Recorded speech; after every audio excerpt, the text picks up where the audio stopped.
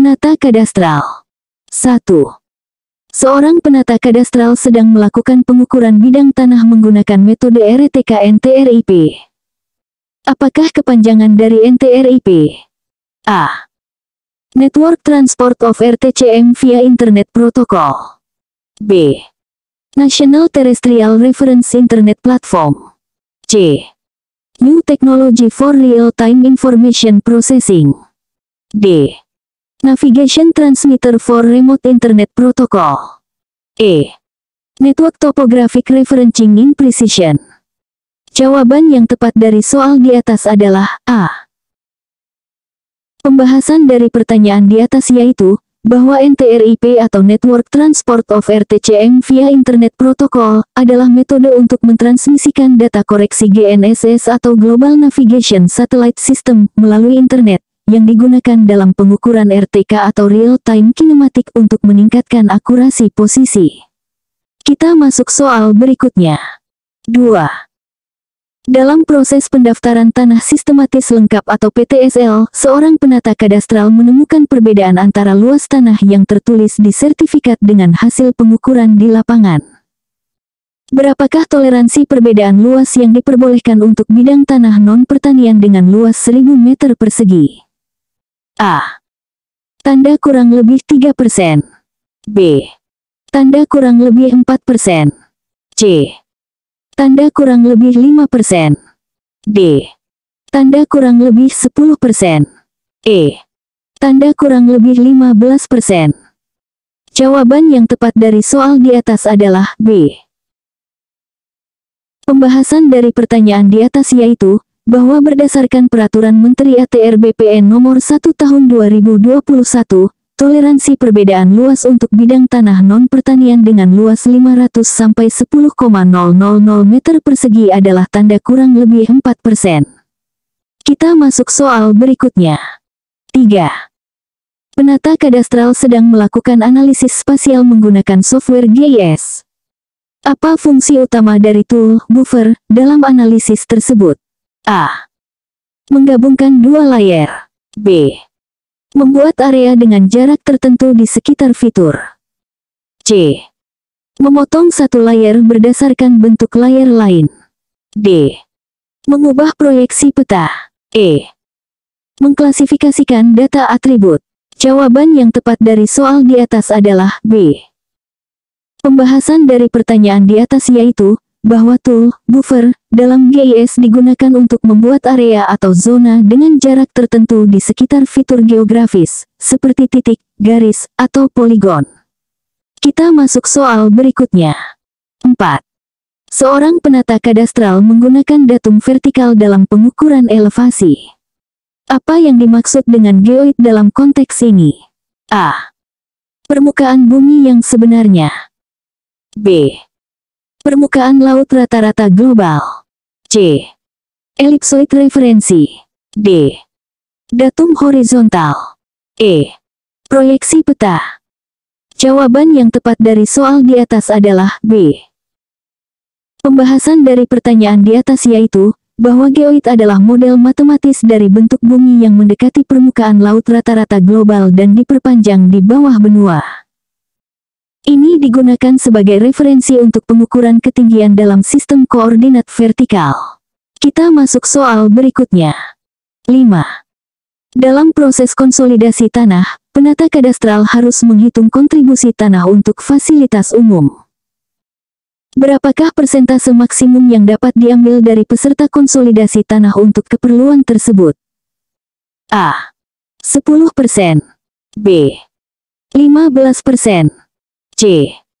20%. D. 25%. E. 30%. Jawaban yang tepat dari soal di atas adalah C. Pembahasan dari pertanyaan di atas yaitu, bahwa berdasarkan Peraturan Kepala BPN RI Nomor 4 Tahun 1991, kontribusi tanah maksimum yang dapat diambil dari peserta konsolidasi tanah untuk fasilitas umum adalah 20% dari luas keseluruhan. Kita masuk soal berikutnya. 6. Penata kadastral sedang melakukan delineasi batas bidang tanah menggunakan citra satelit resolusi tinggi. Apakah metode interpretasi citra yang paling tepat digunakan untuk mengidentifikasi batas bidang tanah di daerah perkotaan? A. Unsupervised classification. B. Supervised classification. C. Object-based image analysis. D. Spectral mixture analysis. E. Thermal band interpretation. Jawaban yang tepat dari soal di atas adalah C. Pembahasan dari pertanyaan di atas yaitu, bahwa Object-Based Image Analysis atau OBIA adalah metode yang paling tepat untuk delineasi batas bidang tanah di daerah perkotaan karena mempertimbangkan tidak hanya nilai spektral piksel, tetapi juga bentuk, tekstur, dan konteks spasial objek, yang sangat penting dalam mengidentifikasi batas properti. Kita masuk soal berikutnya. 7. Seorang penata kadastral menemukan adanya tumpang tindih atau overlap antara dua bidang tanah yang berdampingan dalam peta pendaftaran tanah. Apa langkah pertama yang harus dilakukan untuk menyelesaikan masalah ini? A. Langsung melakukan pengukuran ulang kedua bidang tanah. B. Membagi rata area yang tumpang tindih. C. Mengabaikan tumpang tindih jika luasnya kecil. D. Melakukan penelusuran riwayat pendaftaran kedua bidang tanah. E. Menerbitkan sertifikat baru untuk area yang tumpang tindih. Jawaban yang tepat dari soal di atas adalah D. Pembahasan dari pertanyaan di atas yaitu, bahwa langkah pertama yang harus dilakukan adalah melakukan penelusuran riwayat pendaftaran kedua bidang tanah. Hal ini penting untuk memahami asal-usul permasalahan, menentukan hak yang sah, dan menjadi dasar untuk langkah-langkah penyelesaian selanjutnya. Kita masuk soal berikutnya. 8. Dalam proses pengukuran dan pemetaan kadastral, penata kadastral menggunakan metode poligon tertutup.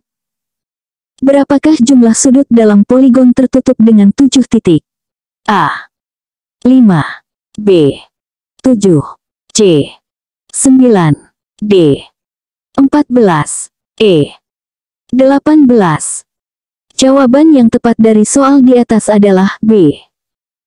Pembahasan dari pertanyaan di atas yaitu, bahwa dalam poligon tertutup, jumlah sudut dalam selalu sama dengan jumlah titik poligon. Untuk poligon tertutup dengan 7 titik, jumlah sudut dalamnya adalah 7. Kita masuk soal berikutnya. 9. Penata kadastral sedang melakukan analisis kesesuaian lahan untuk proyek transmigrasi. Manakah dari berikut ini yang bukan merupakan faktor yang dipertimbangkan dalam analisis kesesuaian lahan? A. Kemiringan lereng. B. Jenis tanah. C. Curah hujan. D. Kedalaman efektif tanah. E. Harga tanah setempat. Jawaban yang tepat dari soal di atas adalah E.